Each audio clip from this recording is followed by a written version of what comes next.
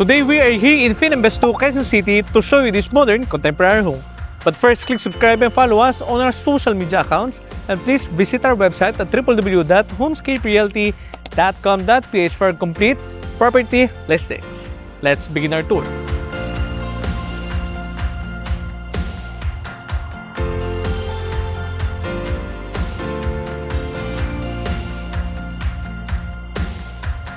For the orientation, facing northeast. And as for the facade, we have lots of combination itong mga earth tone colors.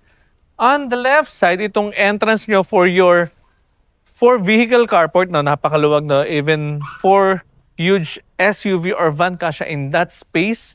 And on the right side, we have this 4 steps up going to your pedestrian gate. So dito tayo dumaan. For the flooring, homogeneous tiles, rough texture. Parang you have your grand entrance from your pedestrian gate. So we have this multi-level home. Baba tayo dito. 3 steps down. Going down here dito sa inyong 4 to 6 vehicle carport. Well, depending on the size of your vehicle.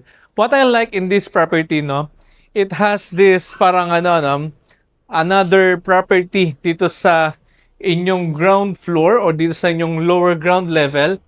So if you have, kunyari man, you have your guests or in-laws with you, pwede silang mag-room dito or mag-stay without going up, Para siyang may sariling bahay in this property.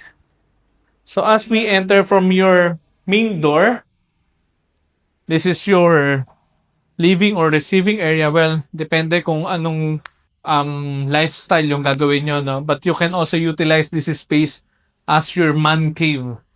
Or katulad niya sabi ko, another property in this house, So ito yung inyong living, and in this area, kasya yung inyong 4 to 6 seater dining table.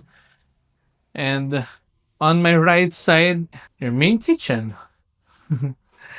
Okay, di ba? Ganda, So on either side, lots of counter space for your food preparation, integrated 2 gas burners together with your range hood, and on the other side, your stainless sink.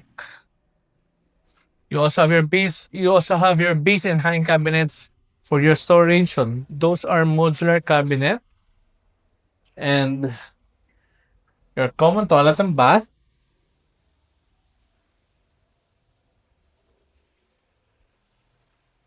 And another room, maybe as your guest room or your bedroom 1. This will be the location of your bed frame. Provision for your media wall, and we also have provision for your split type AC in this property. And dito naman sa dulo, you have an access through your sliding door going here dito sa inyong covered lanai. But currently nililinis ito ng ating caretaker, Surrounded by these side gardens. So ang ganda, It has some homey vibe, although hindi pa ganun tumutubo yung mga grass natin in this area kasi bago pa lang tinanim. So covered by canopy from your upper ground level.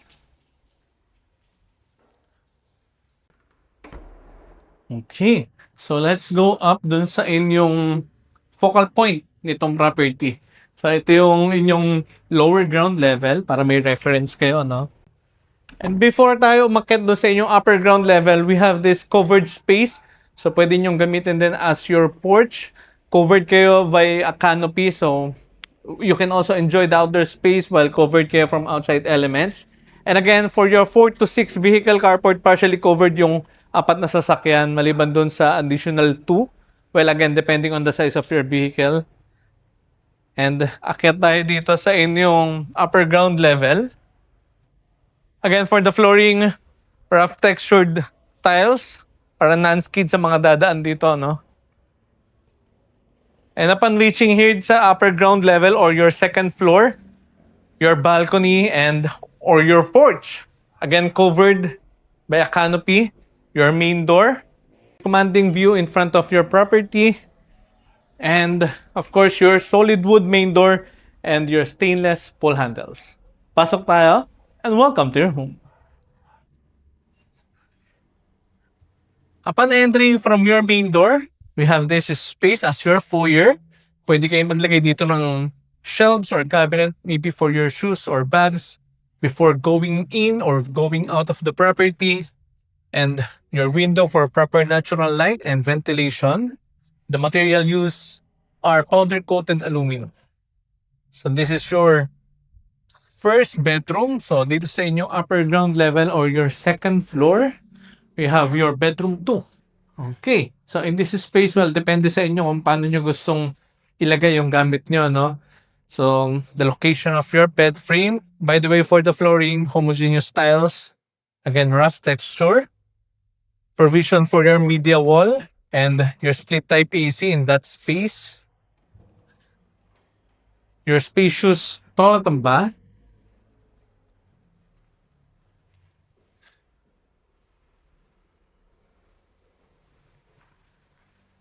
Okay.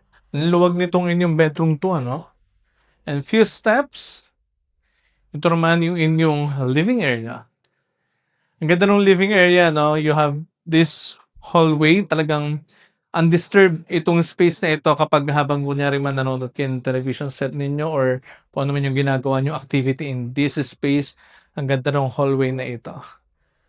Okay, so on either side, pwede kayo mamili kung saan nyo gustong ilagay yung inyong media wall or your couch with your center table. Panoramic window facing sa right side of the property.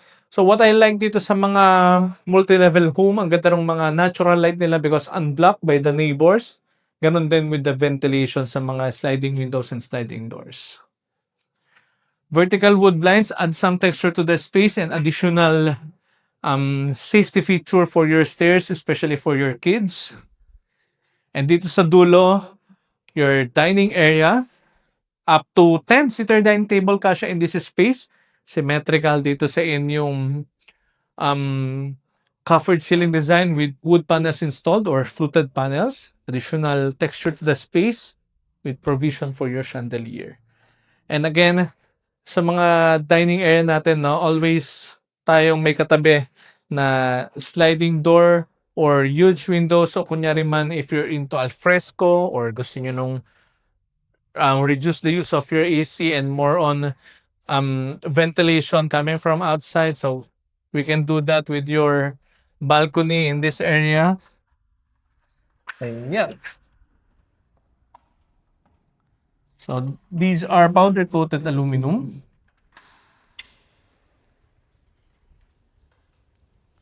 Okay, so kunyari man into alfresco dining kayo, again, you're still covered in this space.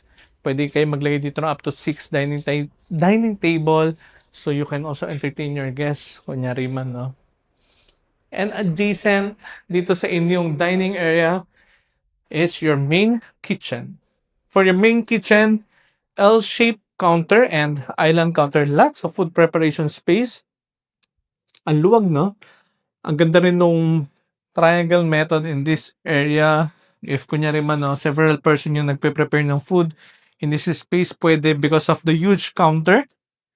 And you can utilize this space also as your breakfast nook or your informal dining. So you can also extend your dining space up to here. Ayan. For the base and hang cabinets, these are modular with soft close hinges. And itong inyong island counter, we have this integrated appliances. Itong inyong 4 gas range with your oven. And for your dry goods or canned goods, your floor-to-ceiling cabinet for your storage. Ayan. Soft close hinges. And kunyari man ayaw nyo maamoy yung lulutuin nyo in the future and mas maganda yung airflow na gusto nyo, this is the perfect spot. L-shaped counter. Kulang na lang is yun yung gas range or yung cooktop. Additional space maybe for your second refrigerator in that space. And we have this opening so pwede nyo rin lagyan na window. Depende do sa may-ari kung ano man yung gusto nilang gawin. And we also have an access going down dito sa inyong lower ground level. Ayan. And ito yung kabila, yung malapit sa dining area. So we're done here dito sa inyong second floor or your upper ground level. Akyat tayo dun sa itaas. So dito sa inyong stairs, Tagnile wood for your staircase. Ganon din with your handrails. With metal balustrades and tempered glass. Here's a third floor.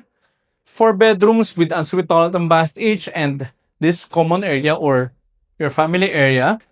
For the flooring, laminated wood with wood grain design. So this is the space for your couch. Ayan, yung mga malalaking couch nyo. Center table and your cabinet with your shelves for your media wall na well, depende sa inyo kung ano yung gusto nyo ilagay in this space. Pero magiging seamless in design because of the deep design nitong wall ninyo, no? So we have 4 bedrooms with ensuite toilet and bath each. So total of 6 bedrooms in this house. Unahin natin itong inyong master bedroom or your bedroom 3. The location of your bed frame, king size bed kasha in this space. Windows on either side for your proper ventilation. Sliding window or sliding door going to your balcony. Ayan na. So you have that. Lamig ng hangin, no? And this door going here sa inyong walk-in closet. Lots of cabinet for your storage space. Floor to ceiling na rin. Transom window for your proper ventilation and natural light. Your dual sink. Your water closet. Your bathtub. And your shower space with enclosure. Daming no? Storage space. And your bedroom 4 with own toilet and bath. Ayan. So this is the space para sa inyong bed frame. In front is your television set. We also have provision for your split type AC sa lahat ng bedrooms. Your cabinet for your storage. Ang luwag din ng kanilang hallway, no? And your bedroom 5. Luwag din ng mga bedrooms. So the location of your bed frame, pwede pa kayo paglagay dito ng inyong couch, no? Television set, floor to ceiling cabinet for your storage, and your ensuite toilet and bath.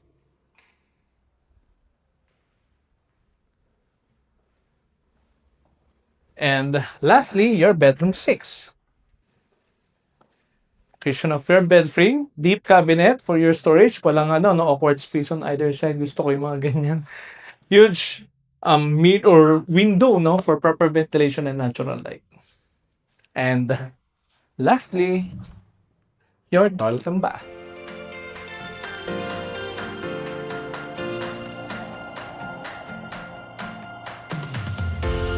That concludes our penthouse tour for today of this brand new multi-level modern contemporary home located here in Philinvest 2, Quezon City.